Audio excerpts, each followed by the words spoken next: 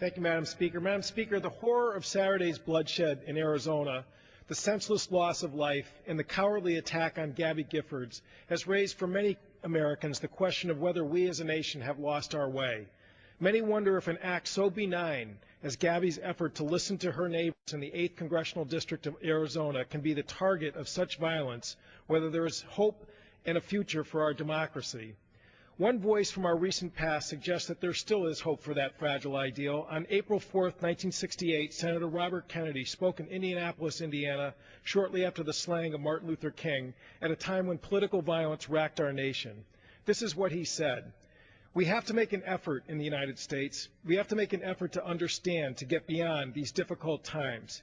He then said, "My favorite poet was Aeschylus, and he once wrote, 'Even in our sleep, pain which cannot forget falls drop by drop upon the heart, until in our own despair, against our will, comes wisdom through the awful grace of God.'"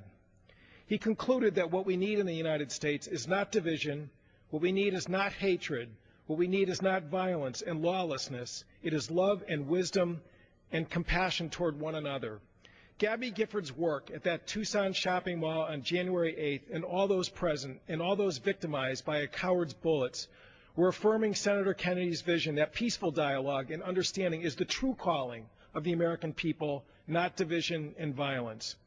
As one who entered Congress with Gabby, with the class of 2006, a tight-knit group that has met every Wednesday over the last 4 years, it has been an honor to watch her on the Armed Services Committee advocating for the Air Force and for military families. Even during the lame duck session, she was a leader in enacting the GI Bill patch, which will make sure that Guard and reservists will not be left out from the GI Bill's educational benefits. She is an extraordinary person who this country needs if we are going to overcome the many challenges that we face today.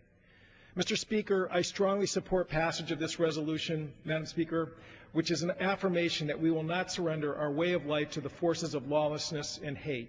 On behalf of the people of Eastern Connecticut, I want to express our awe and reverence to the examples of human courage and excellence which Gabby Giffords and the other victims in Tucson displayed to the world last Saturday. I yield back.